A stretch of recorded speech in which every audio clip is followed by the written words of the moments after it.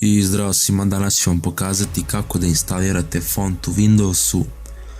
Prvo odete u deskripciju ovog videa i tamo ću vam dati ovaj link sajta dafont.com.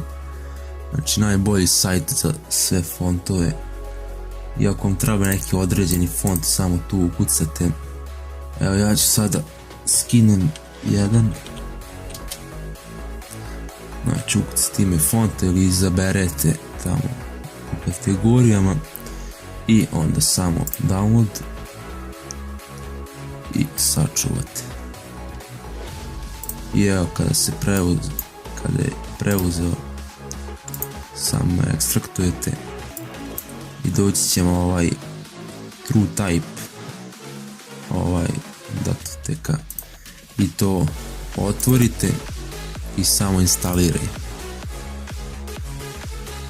I evo, ništa više. Znači to je to što se tiče tog instaliranja.